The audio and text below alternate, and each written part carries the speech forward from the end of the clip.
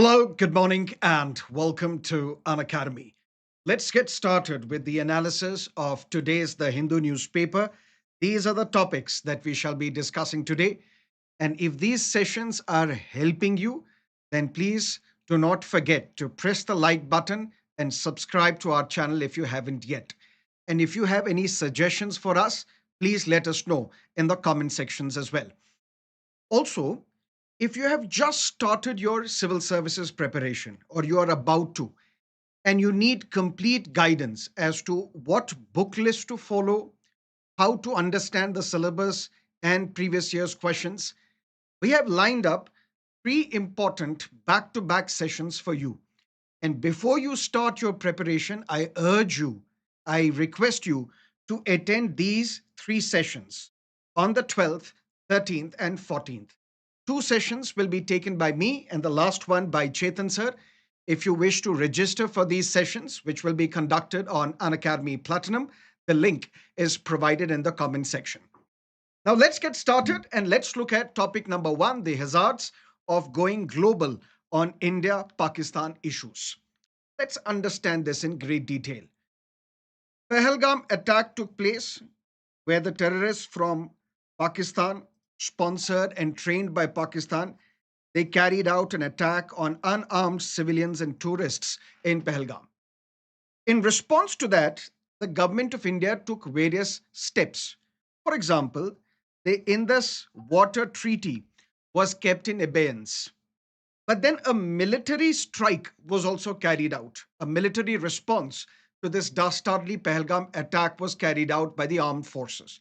And that is what we call the Operation Sindoor. Although this Operation Sindoor was targeted at the terror camps in Pakistan occupied Kashmir and Pakistan, but then the state of Pakistan responded, and then there was this military confrontation between India and Pakistan, which lasted for a few days. And then there was an understanding. And this understanding is what we call ceasefire. Although the armed forces say that Operation Sindoor has not ended, it is ongoing because now there has been a change in India's policy towards the terror which comes from Pakistan. Any future act of terror emanating from the Pakistani soil will be treated as an act of war.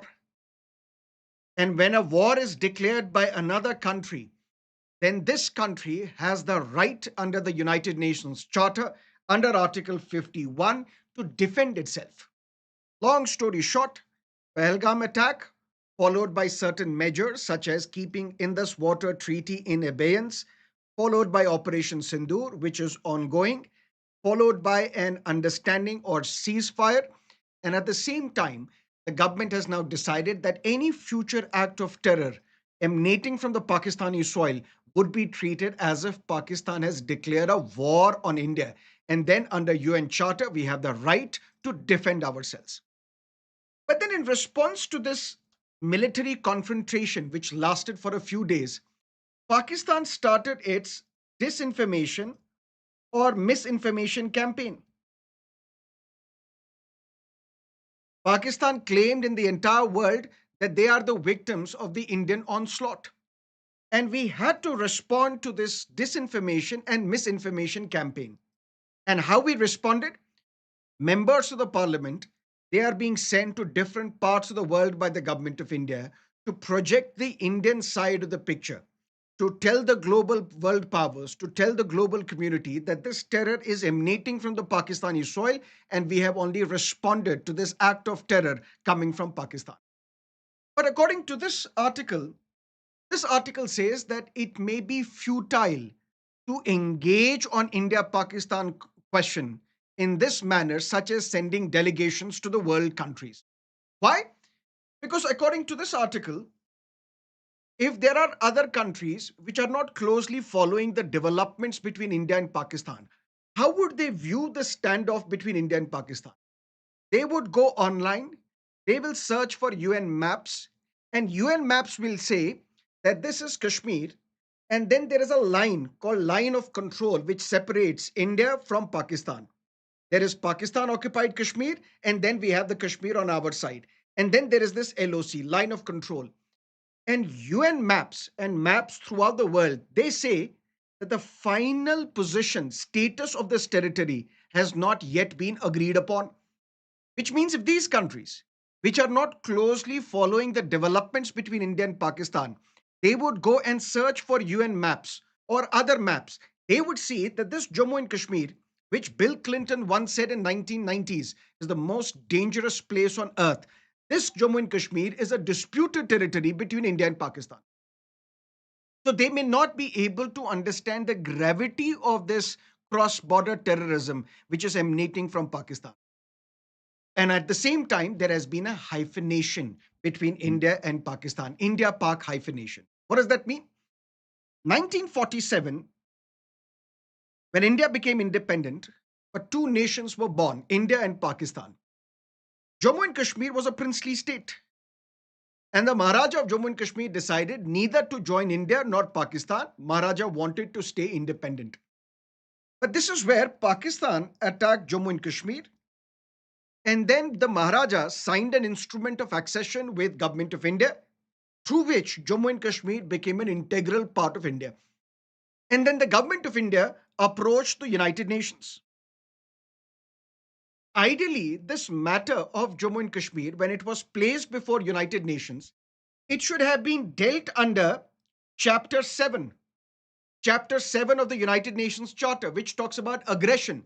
So there was an aggression from the Pakistani side.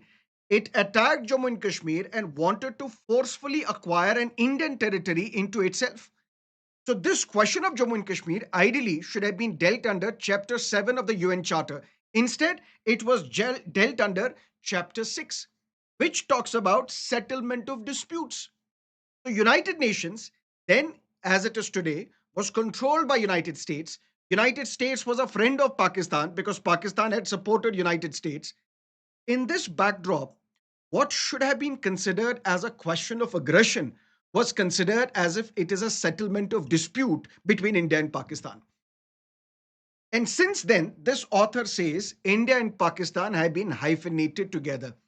We saw the war in 1965. We saw the war in 1971. Then we saw the Kargil War of 1999. That means the entire world was looking at India and Pakistan as if they are together. You would also recall that in 1998, in May 1998, when we tested the nuclear weapon, when we declared that we are a nuclear power, within a week, Pakistan also tested its nuclear weapons. And then United Nations Security Council and other world countries imposed sanctions on both India as well as Pakistan. Another signal of hyphenation. Long story short, at the United Nations, Jammu and Kashmir is viewed as an outstanding issue, as a dispute between India and Pakistan. So the world will look at this Jammu and Kashmir as an international issue between India and India and Pakistan will be hyphenated together.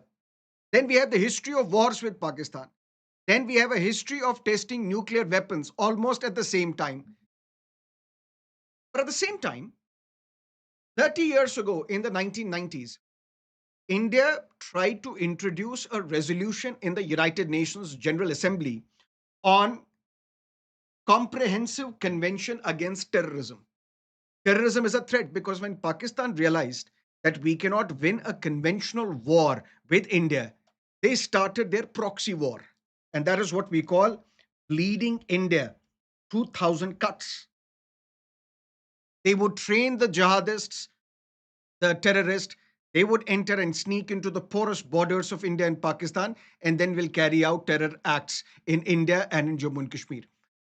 In response to these terror activities, the government of India, through United Nations General Assembly, wanted to introduce a resolution in the General Assembly.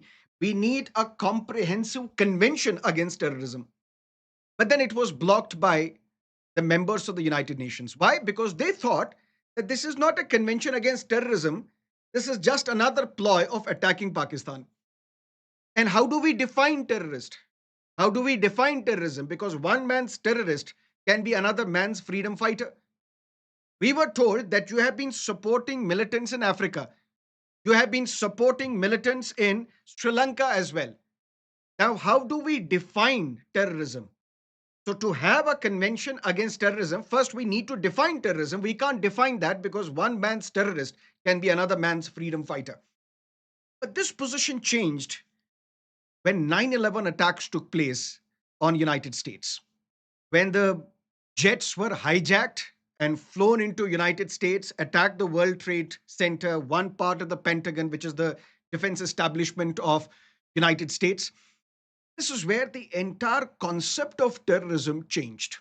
Because previously, listen to me carefully, previously, whenever there would be a struggle by the people against their government, even if this was violent struggle, world powers would look at the struggle sympathetically. Why? Because you are fighting against a government, but fighting for your rights, fighting for your right to self determination, maybe fighting for your independence as well. But then after 9/11, when we saw the violence at its peak, the world's position on terrorism changed. Now, even if you have a genuine struggle against your government or against a foreign power, don't use violence to achieve your goals, to achieve your means. So, violence in any form was no longer acceptable to the world. And this is how the world changed because of 9/11. So, whenever you talk to the security experts, they would tell you that the world got bifurcated in a sense. That means the period of the world got bifurcated pre 9/11 and post 9/11. Post 9/11, the world has lost appetite for violence. But then, if the UN Charter talks about we have the right to act in our self defense, how do we then justify this and make the world powers accept our position that any future act of terror emanating from Pakistan would be treated as an act of war?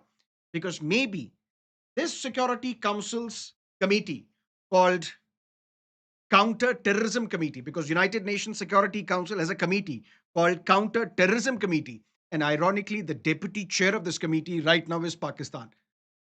So if tomorrow there is an act of terror emanating from Pakistan and we treat it as an act of war and we wage a war against Pakistan, how would United Nations Security Council appreciate it? That remains to be seen, because if there is an act of war by a state on you, then you have the right to respond. But if non-state actors from that country are attacking you, can we treat it as an act of war? That remains to be seen, because on that we do not have any clarity. Then what is this article trying to portray? This article says that instead of engaging with the world powers, presenting them our point of view on Pakistan sponsored terrorism, we should be focusing on securing our borders. We should be focusing on our security and then respond to these acts of terror from Pakistan through military means without trying to tell the world why we are doing this. Because Pakistan will try to internationalize Jammu and Kashmir issue, which it has been trying to do, then we can't respond to these disinformation and misinformation campaigns by sending delegations of parliamentarians to the world and convince them that we are the victims and not Pakistan. Because they have their own view of Jammu and Kashmir, which according to them is a dispute between India and Pakistan. And for that, the crux of the matter is India has nothing to gain by raising its concerns internationally, as its narrative has got entangled in several controversial concepts in United Nations. The only option that India has is to ensure the security of this country by military action. As long as Pakistan continues to sponsor terrorism and continues with its foreign policy of bleeding India through thousand cuts. But what could be the better solution to tackle Pakistan and the terrorism from Pakistan? Do let me know in the comment section. Let's engage in a debate. Let's look at another article, Erdogan's neo-Ottoman foreign policy. This is the Ottoman Empire, which lasted between the 14th century and the 20th century. This Ottoman Empire was a caliphate. What is this concept of caliphate? there is one spiritual leader of Muslims. No matter where the Muslims are anywhere in the world, no matter what the geographical spread is, the leader of all the Muslims anywhere on this planet would be this caliph. And this Ottoman Empire was a caliphate. That means the rural ruler of the Ottoman Empire was the spiritual head of the entire Muslim world. At its peak between 14th and the 20th century, this was the Ottoman Empire, spreading across Southeast Europe, West Asia, Northern Africa as well. But then what happened when the First World War broke between 1914 to 1918? Ottoman Empire decided to side with Germany, Austria, Hungary, which means against the Allied powers. Then there was a secret treaty which took place, known as Sykes-Picot Treaty of 1916, which was signed between Britain, France, although we say that it was supported by Russia as well, because they were part of the Allied powers. According to this Sykes-Picot Treaty, what we need to do is, after the war is over, we will break the Ottoman Empire and we will distribute these territories between UK and France. Then, once the World War got over, we saw the Treaty of Sevres. And it is because of this Treaty of Sevres that Ottoman Empire was formally dissolved. And then the territories were distributed between between UK, between France, and other European countries. So, formally, what happened because of the Treaty of Sevres, this caliphate, this Ottoman Empire came to an end. But then this is something which was not acceptable to the Turkish people. And then a movement started in Turkey led by Mustafa Kemal Ataturk. What Mustafa Kemal Ataturk did, he fought for the liberation of Turkey, and then the independent country of Turkey was established close to 1923. But then this Turkey was different from the Ottoman Empire because Mustafa Kemal Ataturk was secular. He wanted to separate religion from the state. He wanted to institutionalize governance in Turkey. Long story short, this caliphate was abolished by Mustafa Kemal Ataturk. He started a secular policy and Turkey continued on a path of secularism. And then Turkey also became a very important member of NATO, North Atlantic Treaty Organization, which was primarily a product of the Cold War. So, after the Second World War, when the world became bipolar, when two superpowers emerged, United States and USSR, there were countries which sided with US, there were countries which sided with USSR. India, for that matter, remained non aligned. So we charted our own independent foreign policy. We will not align with either the US or USSR power bloc.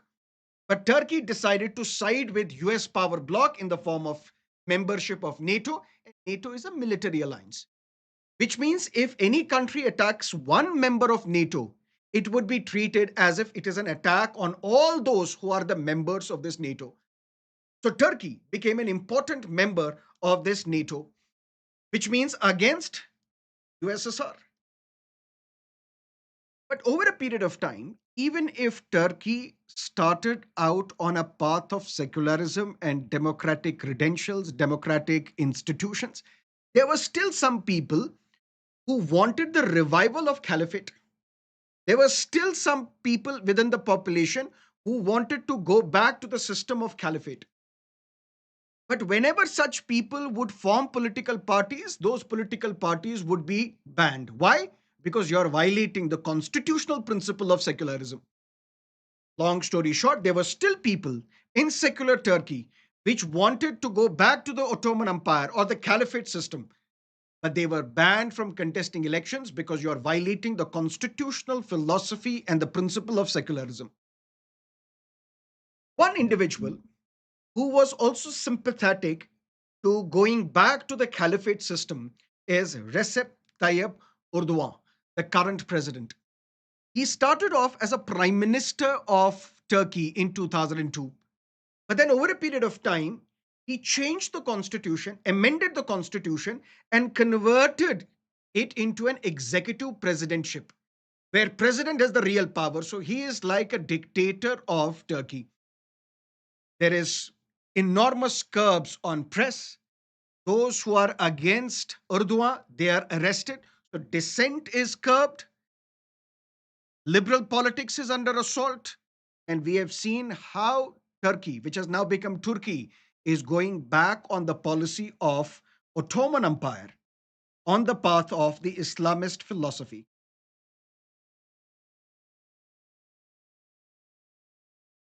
And this is where this article says that Erdogan is now trying to balance both West as well as Islamic ideology.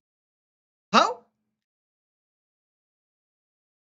2010 or 2011, Arab Spring started. If you look at the countries in the Middle East, almost all these countries are monarchies. There is no democracy.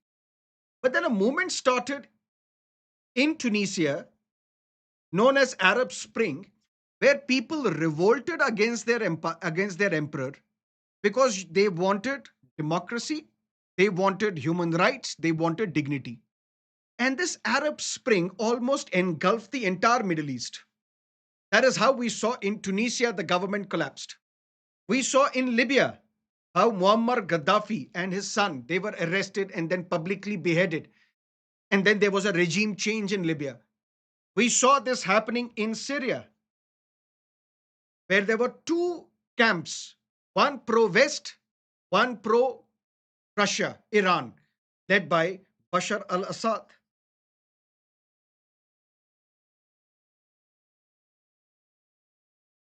You would also know that Bashar al Assad, who was getting enormous support by Iran and Russia, he could not survive beyond 2024.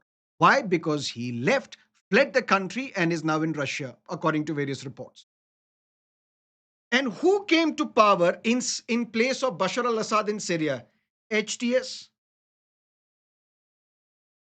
And this HTS is getting the support from Turkey.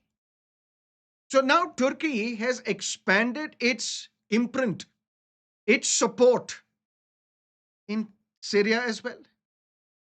Turkey, Pakistan, Malaysia, these are the countries which have decided to come together and restart the process of caliphate. In fact, in the recent standoff between India and Pakistan related to Operation Sindoor, openly Turkey backed Pakistan. And the Turkish drones were given to Pakistan. And in fact, it is these Turkish drones which Turkey gave to Ukraine as well. But at the same time, Turkey also got S-400 defense system from Russia. In fact, when there was a conflict between Armenia and Azerbaijan, drones were supplied by Turkey to Azerbaijan against Armenia, and Armenia would get the support of Russia. Long story short, what is happening in Turkey? Erdogan, who started off as a prime minister, amended the constitution, converted into an executive presidentship with ultimate powers, curbs dissent. But when he started as the head of the Turkish government, he implemented economic reforms. So there was economic stability for at least one decade, for at least 10 years. But now economy is on a decline. So this article says when Turkey is trying to expand its strategic footprint, it has now got a massive support in the form of HTS coming to power in Syria, which has now been recognized by United States as well. When Donald Trump, in presence of the Saudi prince, Mohammed bin Salman decided to lift all sanctions against HTS.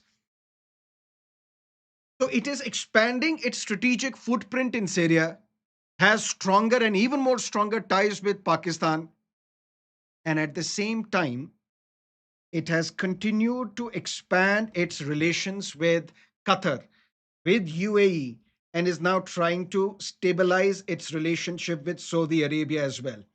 Which means the crux of this article is this is a new Ottoman foreign policy of the Turkish government, where Ankara, which is the capital of Turkey, it wants to re-establish the old caliphate system.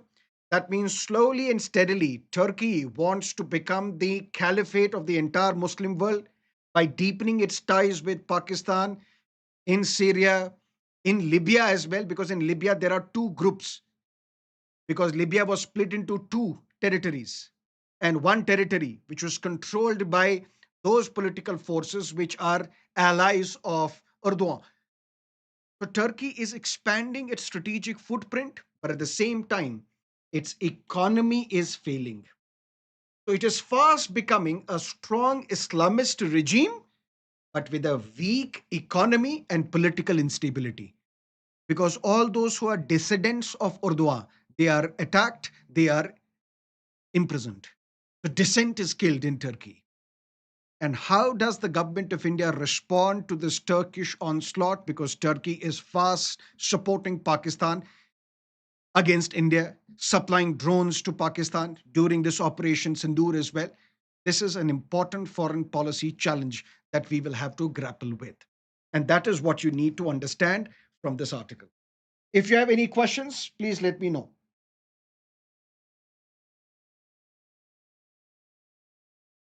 Okay. Let's look at the third article. Don't withhold states' RTE funds over NEP. Rao, Madras High Court tells Center. The year was 2018-19 when union budget was placed in the parliament. The union finance minister said that we look at education in compartments. This is preschool, this is primary education, this is secondary education, this is senior secondary school education.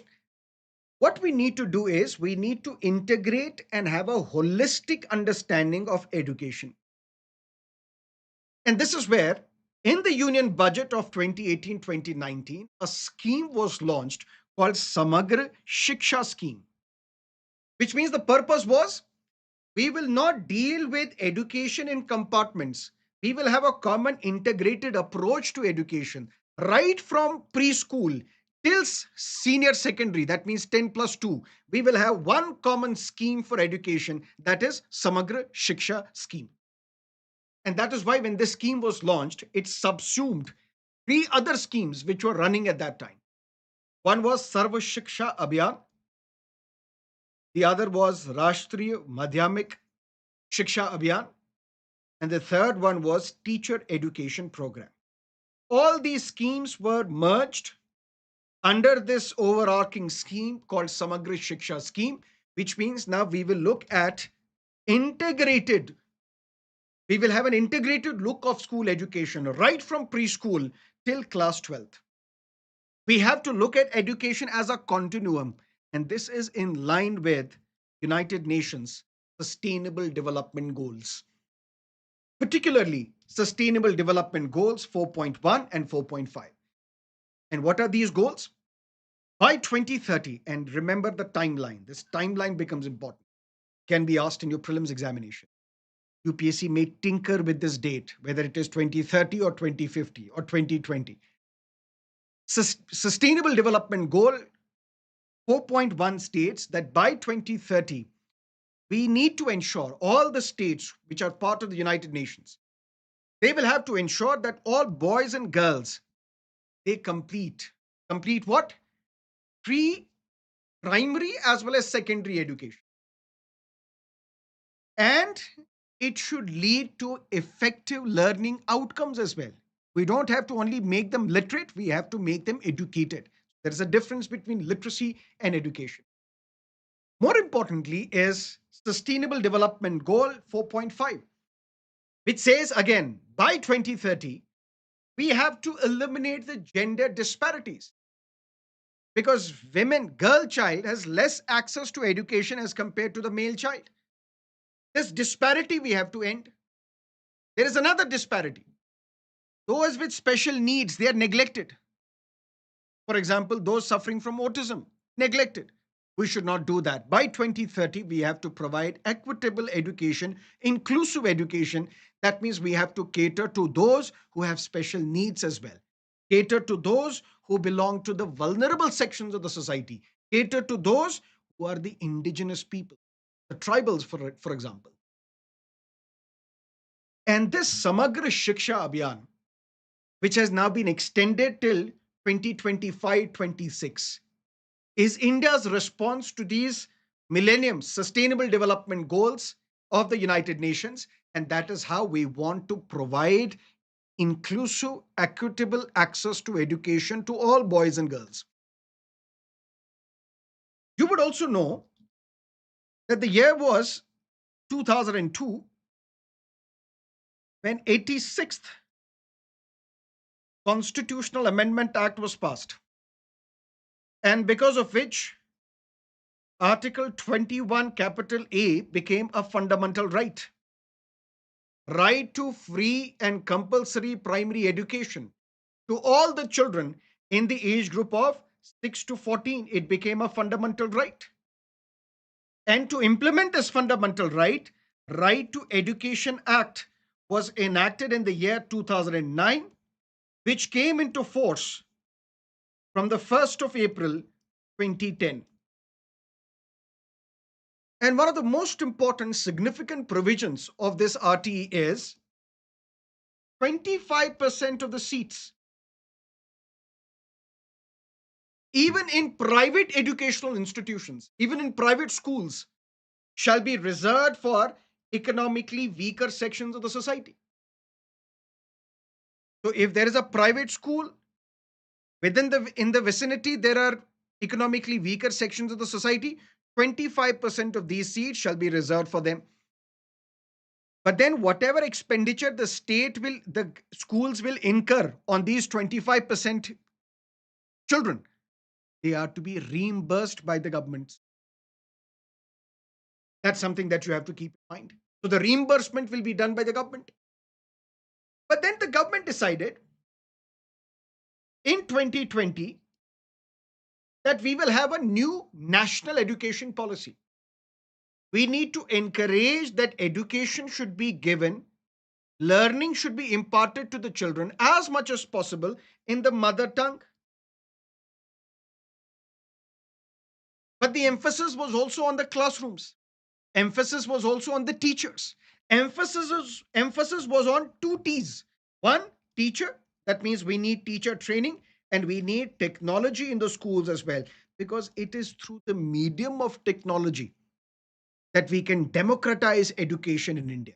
We can provide education to far flung areas as well. But one controversial aspect of this new national education policy was three language formula. That means kids in schools shall be taught three languages. One can be your mother tongue, the other can be English, the other can be any other language. So there is no emphasis on Hindi. It is not necessary that in southern states, Hindi should be the third language. You teach any other language, but there has to be a three language formula to be implemented. Tamil Nadu says we will not implement this three language formula because for us, two language formula works. We will teach our kids English and Tamil. This is not three language formula. In the under the guise of the three language formula, you want to introduce and force us to learn Hindi. And this is unacceptable to us, according to the Tamil Nadu government. But under Samagra Shiksha Abhiyan, the central government will have to provide funding to the states as well, because it's a centrally sponsored scheme. And what this central government has done, it has blocked these funds to Tamil Nadu. The central government says that we will disperse the funds under Samagra Shiksha scheme only if you implement the new national education policy, which the Tamil Nadu government says we will not implement because in this three language formula, you are trying to impose Hindi upon the unwilling population of Tamil Nadu. And then Tamil Nadu dragged the government to the court, and the matter is now being heard by the Supreme Court. And Madras High Court was hearing another matter. What was the matter being heard by Madras High Court? Because I told you, if 25% seats in private educational institutions are to be reserved for economically weaker sections of the society, these private schools need to be reimbursed. Who will reimburse them? The state government. State government is saying we can't reimburse. Why? Because center has stopped funds to us under Samagra Shiksha scheme. That is why we are unable to pay. Madras High Court is saying, Tamil Nadu government, you cannot come out of this responsibility because education, after all, is under concurrent list. You have to reimburse this money to private educational institutions because that is your job under the RT Act. But since the funds which have been withheld by the central government under Samagra Shiksha, because this matter is already before the Supreme Court, that is why Madras High Court says we cannot issue a binding order on the union government. We are only requesting the union government, please consider delinking this RTE component from the Samagra Shiksha scheme. Don't stop these funds which are meant for implementing RTE in the state under this garb that since Tamil Nadu has failed to implement national education policy, till the time they implement, we will not release funds under Samagra Shiksha scheme. Because under this scheme, there are funds meant for implementation of RTE as well, which the Tamil Nadu government says we need, only then we can reimburse the private educational institutions. Long story short, from this article, what you need to understand, when Samagra Shiksha scheme was launched, and why was it launched, and which were the three schemes which were merged under Samagra Shiksha: Sarva Shiksha Abhiyan, Rashtriya Madhyamik Shiksha Abhiyan, and teacher education. What is this national education policy and the controversy related to the three language formula? What is the RTE Act? What is the extension period of Samagra Shiksha scheme? And what is the matter before the Supreme? And what Madras High Court has said? Madras High Court has said, since the matter is already before the Supreme Court, we are not issuing order to the state, to the central government. We are only asking them to consider, please delink the dispersal of funds under Samagra Shiksha from the implementation of national education. Clear? Great. Initiate proceedings to elect deputy speaker, says Mr. Kharge in a letter to Mr. Modi. 17th Lok Sabha was the first one in the history of independent India when there was no deputy speaker in Lok Sabha.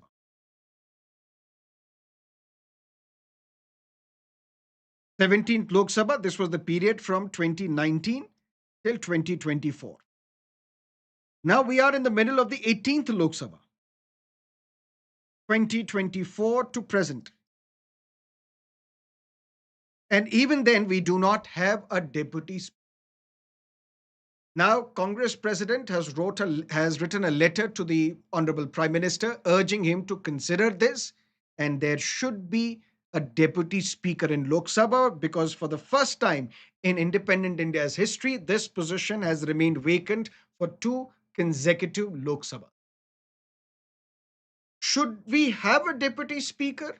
Do we need a deputy speaker? Is it constitutionally mandated to have a deputy speaker? What is the constitutional position of deputy speaker? Article 93 of the Constitution says that the House of Lok Sabha shall, and whenever Constitution uses this word shall, it means mandatory provision. It has to be there. that the House of Lok Sabha shall elect two of its members, one as the Speaker and the other as the Deputy Speaker, which means Deputy Speaker's post is a constitutional post. It is a mandatory post. Constitution does not envisage that Deputy Speaker's post will remain vacant. But the only problem here is Constitution uses the phrase as soon as maybe. This is a controversial line in the Constitution. So if I am asking you a question, give me an answer to this question ASAP. What do I infer? What do I mean? That I need an immediate answer to this question as quickly as possible, as soon as possible. But this phrase, as soon as maybe or ASAP, is viewed as discretion, is viewed as ever and ever and ever. Long story short, Article 93, which says there shall be, the House of Lok Sabha shall elect two of its members, one as the Speaker and the other as Deputy Speaker, but as soon as maybe, that means there is no time period. And normally, what we have seen in the first sitting of the new Lok Sabha, we have a Speaker, and in the next sitting, we have a Deputy Speaker. But for the first time in the 17th Lok Sabha entirety and in the 18th Lok Sabha right now, we do not have a Deputy Speaker. Why? Because there is a convention. Convention means an unwritten rule, not provided by the Constitution, but something that we follow as a convention. That if the Speaker is a member of the ruling party or the ruling coalition, Deputy Speaker is invariably from the opposition. This is not a constitutional requirement. This is a convention that if the Speaker belongs to the ruling political party, the Deputy Speaker is invariably from the opposition. But these individuals are to be elected by the Lok Sabha. And that too, they should be members. That means a non member cannot be elected as the Speaker or the Deputy Speaker. The chairperson of Rajya Sabha is not a member of Rajya Sabha. But the Speaker and Deputy Speaker of Lok Sabha, they have to be necessarily the members of the Lok Sabha.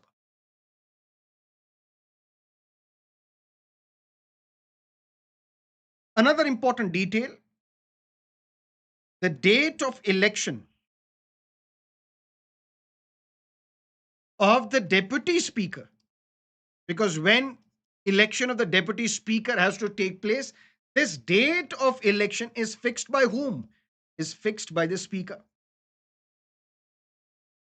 So ideally, instead of writing to the Prime Minister, Mr. Kharge should have written to the Speaker.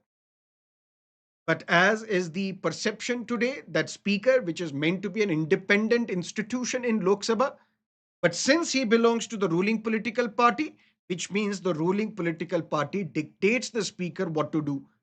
So unless and until Mr. Modi's permission is there, as the head of the ruling party, we will not see the Speaker fixing the date of the election of the Deputy Speaker. Then why Deputy Speaker becomes important?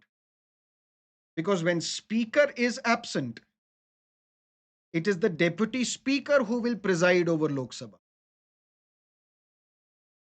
And in absence of a Deputy Speaker, there is a loophole. There is a vacuum. But the Speaker says, previously he said in the last Lok Sabha, that we don't even need a Deputy Speaker. Why? Because we have a panel of chairpersons.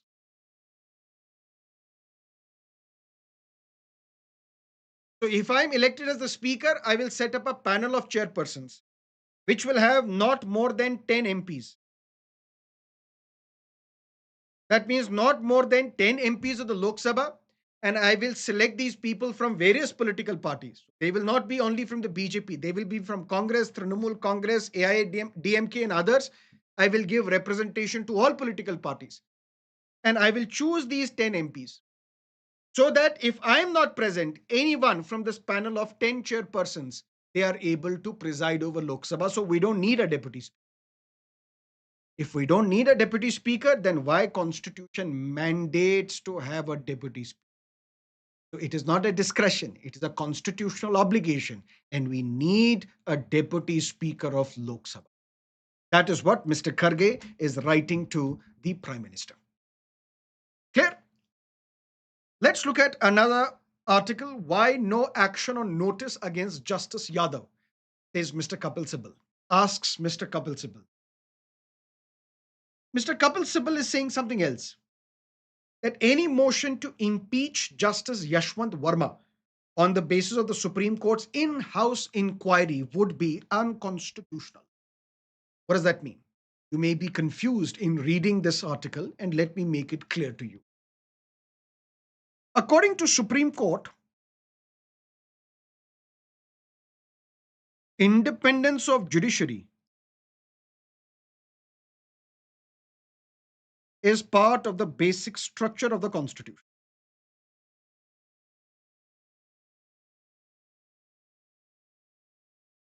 And what do we mean by independence of judiciary? That means these judges, while performing their duties, they should not come under the influence of other organs of the state. That means how these judges will have to decide cases, executive or legislature should not impose their writ or their opinions on these judges. Judges should be independent in their function. And this independence of judiciary, Supreme Court has said, is part of the basic structure of Indian Constitution. But how does Constitution ensure independence of judiciary? There are various provisions. One such provision is, although these judges, they are appointed by president,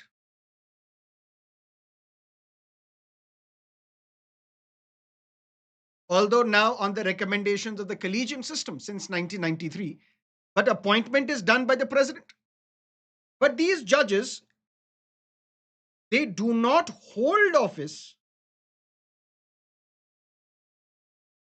during the pleasure of the president.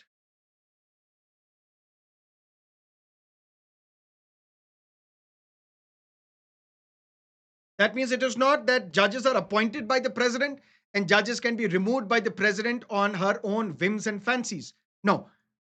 Judges hold office according to a well defined tenure system. That means the retirement age is 65 years for a Supreme Court judge, and for a High Court judge, it is 62 years. But even before that, they may be removed.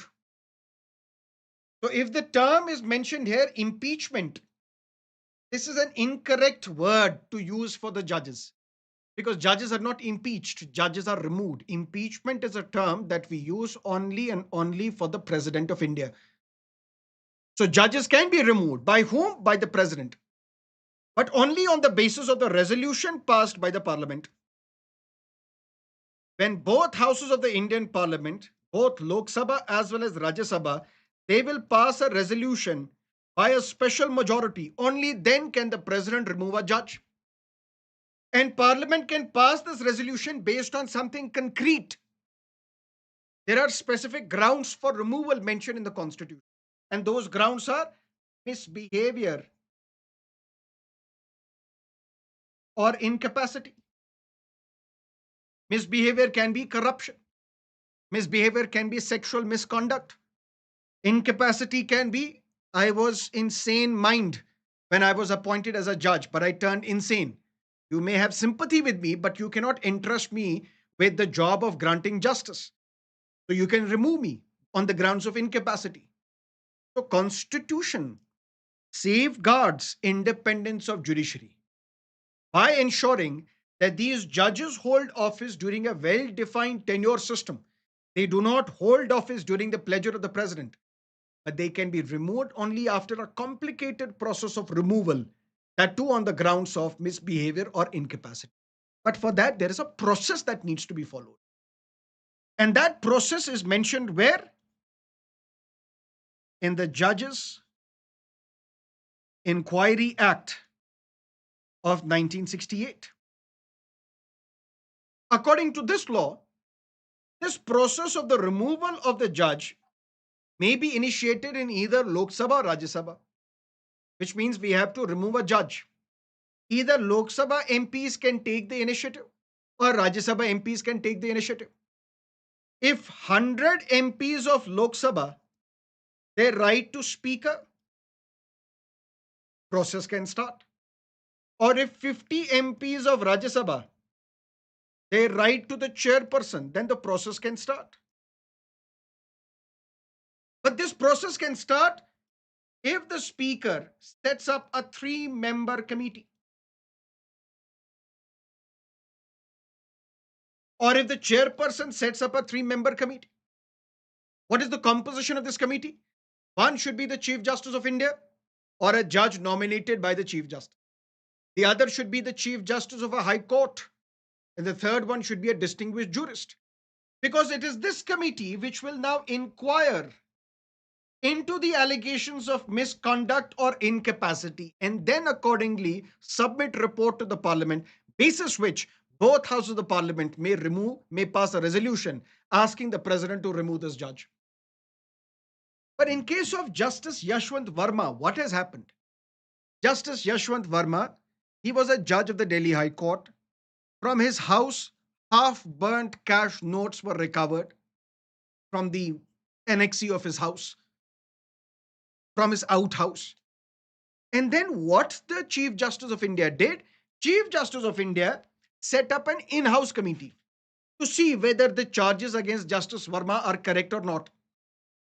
A 3-member in-house committee was constituted by the Chief Justice of India. One was the Chief Justice of Himachal Pradesh High Court. The other was the Chief Justice of Punjab and Haryana High Court. The other was the judge of the Karnataka High Court. And then this 3-member committee gave a report to the Chief Justice. Yes, allegations against Justice Yashwant Verma are correct. But Justice Verma is not resigning. When he is not resigning, that means the only option is removal of this judge on the grounds of misbehavior. But that can be done only by Parliament. When Parliament will pass a resolution by special majority and then approved, signed by the President.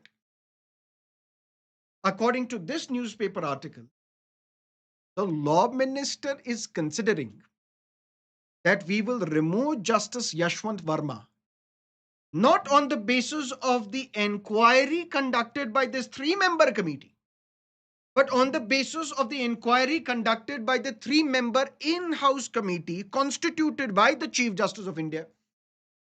This, Mr. Sibal says, would be unconstitutional because this is not provided under the law.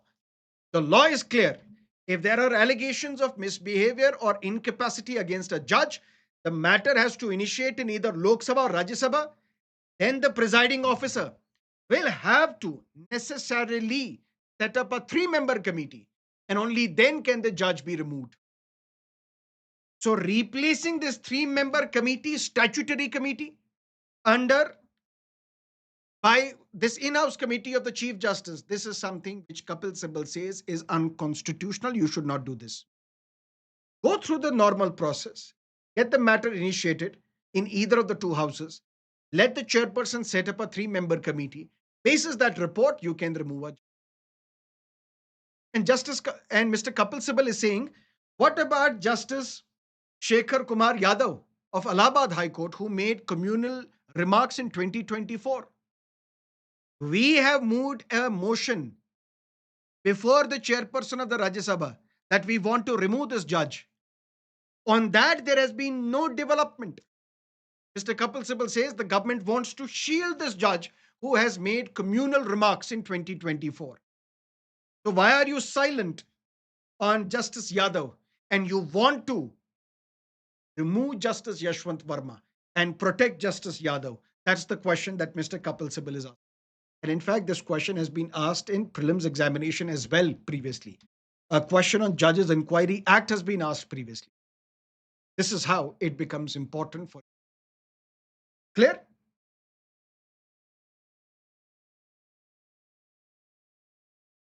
Great. No response by police yet on notice over the arrest of Ashoka University academic, says National Human Rights Commission. A professor, head of the Department of Political Science at Ashoka University, Mr. Mahmoodabad, he wrote something on social media praising Operation Sindoor and then to let the world know, to let the Indians know about Operation Sindoor, Foreign Secretary was flanked by two women officers, one from Air Force, one from Army. And they were from different religious communities. One was a Muslim, the other was a Sikh. So Professor Mahmood Abad, in his social media post, and this is something that we have discussed in the past, so I'll briefly explain, had made some remarks saying if a Muslim community members are being targeted in India, according to him, and you want to project through Operation Sindoor press conference, Nari Shakti, as well as a pluralistic India in the form of having a Hindu foreign secretary, a Sikh officer, and a Muslim officer. This will display a signal of pluralistic India, but unless and until things change on ground, it will only be optics and nothing else. On this social media post, case FIR was registered against the professor on the grounds of causing enmity between different sections of the society, endangering national security as well. Various sections were invoked under the Bharatiya Nyaya Sanhita. And then this professor was arrested. He approached the Supreme Court, and Supreme Court granted bail. But this article says he was granted bail under specific conditions. Conditions in the sense, surrender your passport, don't speak anything on India Pakistan conflict. So basically, censorship was imposed by the Supreme Court on this professor. And then this professor was also criticized by the Supreme Court, saying, your social media posts, they have dual meaning. And a special investigating team will have to investigate your social media posts, scan them to see if an offense can be made out. But we have NHRC. NHRC is what? It is a statutory body.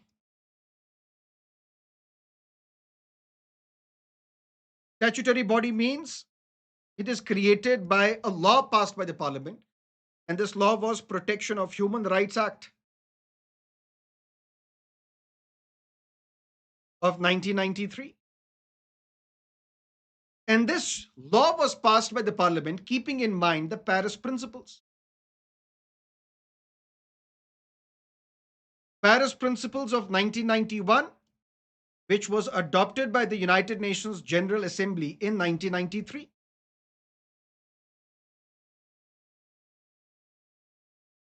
What are these Paris Principles?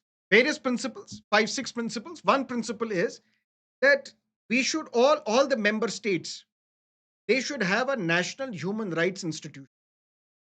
And this national institution for the protection of the human rights should be able to investigate violations of human rights cases. Because who will be the biggest violator of human rights? The government. Then this institution has to be independent of the government so that it can hold government accountable on violations of human rights. Long story short, National Human Rights Commission. It is a statutory body created by an act of parliament in 1993 based on Paris Principles. And these Paris Principles were adopted by United Nations General Assembly in 1993, which mandate that these institutions should be independent of the government. Their composition should display variety as well, diversity as well. And this NHRC is India's national institution for the protection of human rights. So when there was an allegation that this professor's human rights were violated because for expressing himself, whether you agree with him or disagree with him, that's a separate matter. But to display or to express yourself on social media, use your fundamental right of free speech. If you are arrested, which means your human rights have been violated. And NHRC sent notice to the Haryana police, explain in 7 days, in 1 week, why did you arrest him? But NHRC has received no reply from Haryana police. Then why it becomes important?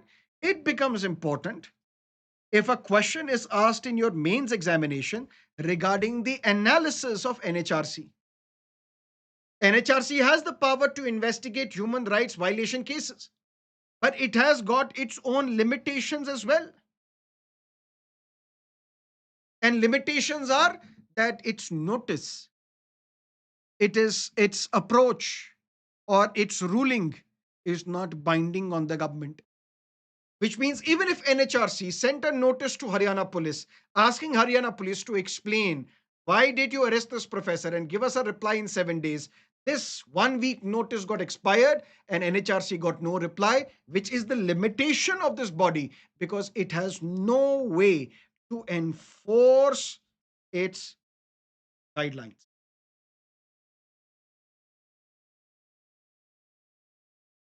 That's something that you have to understand from this article. Let's look at the last article. India's population has hit 146.39 crore, says United Nations Population Fund. What is total fertility rate? The average number of children that can be born or that are expected to born to a woman in her reproductive age. That is what we call total fertility rate. Ideally, this total fertility rate should be at the replacement level. And the replacement level is 2.1. What is this 2.1? Hum do, hamare do. Husband and wife, father and mother would be replaced by their two kids. And then they will be replaced by their two kids. Then they will be replaced by their two kids, which means two replaced by two.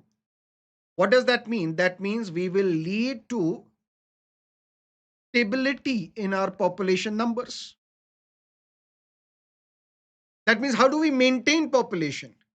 For that, the total fertility rate, which means the average number of children born to a woman in her entire reproductive age, should be at the replacement level. That means they will be replaced by their kids replaced by their kids, so we will have a stable population.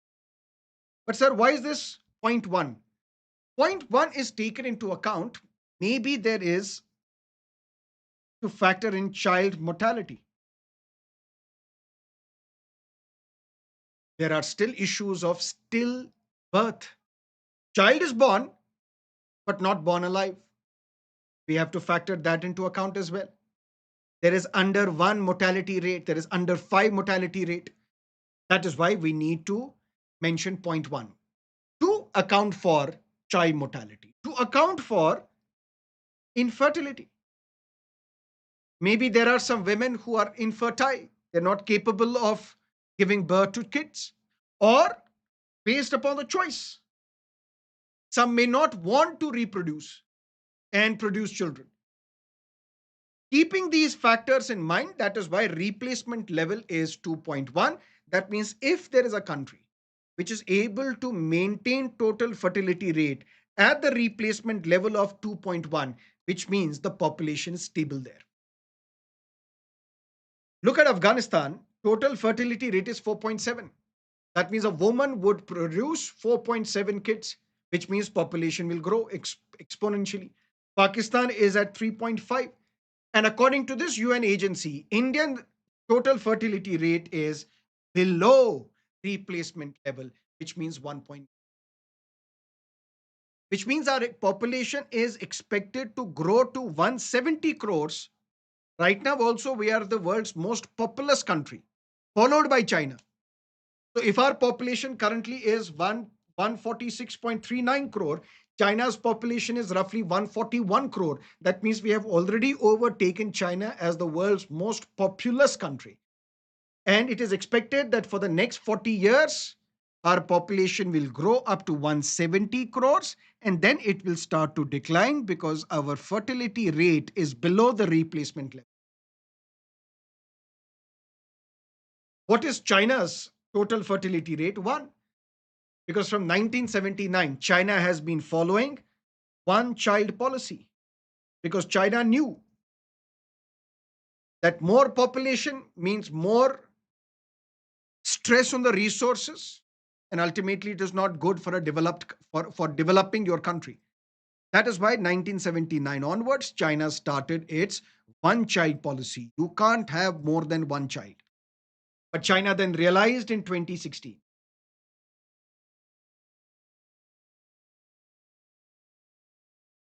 that our population is declining and how can we compete with countries such as India? because want to reap the dividends of the we want to reap the benefits of the demographic dividend. And now China has stopped enforcing this one child policy, and now parents in China can have more than one child, can have two children. That is why their TFR is 1, ours is 1.9. According to this report called State of the World Population 2025, the real fertility crisis. But few details about this fund becomes also important. This organization, this agency, started operating in 1969. What was the original name? Original name was United Nations Fund for Population Activities. United Nations Fund for Population Activities. This started in 1969. And 1969 was the same year, when the General Assembly of the United Nations declared that parents have the exclusive right to determine freely and responsibly the number and spacing of their children. The state should not be deciding, because this is a private matter of individuals. Parents should decide how many children should we have, what should be the spacing between the children. One child and then another child after 3 years. What should be the spacing? Because spacing also is important. Otherwise, you will not be able to meet the requirements of the child. United Nations General Assembly in 1916, when this United Nations Fund for Population Activities started its operations, United Nations said parents have the ultimate exclusive right to determine the number and spacing of children. But then this name, United Nations Fund for Population Activities, it was renamed in 1987. It was changed into United Nations Population Fund. So it should have been United Nations Population Fund. But it is still named, it is still being mentioned as UNFPA. That means acronym remains the same, United Nations Fund for Population Activities. But the name is not this. Name has been changed in 1987, United Nations Population. So what is UNFPA? It is United Nations Population Fund. Although the acronym is same, United Nations Fund for Population. But how does this fund get money, funding to carry out this research, to carry out this study? That is also something that can be asked in your examination. This United Nations Population Fund is entirely supported by voluntary contribution. There are donors who donate to this fund voluntarily so that you can conduct research and studies. Governments also donate, intergovernmental organizations also donate, private sectors also donate, but this UNFPA does not get funding by the United Nations regular budget. So the regular budget which is passed for United Nations, that money is not used to fund the activities of this population fund. Instead, this fund gets money to carry out its activities. And this money they get through voluntary donations from governments, from intergovernmental organizations, from private sector, not through the budgetary support of United Nations. And this UNFPA, United Nations Population Fund, it is a subsidiary organ of the UN General Assembly.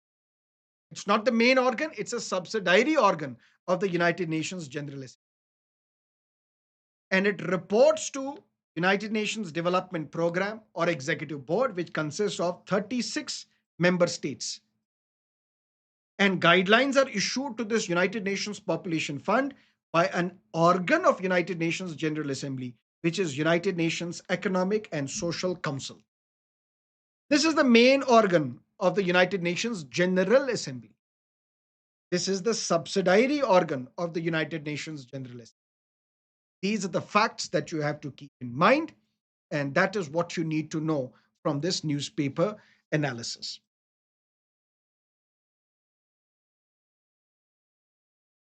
That is it for today. I'll see you again tomorrow, 10 o'clock in the morning. Till then, have a great time. All the best. And if you have enjoyed this session, got benefited from the session, do not forget to press the like button and subscribe to our channel if you haven't yet, and share your suggestions, if any, in the comment section. I'll see you tomorrow. Till then, have a great time.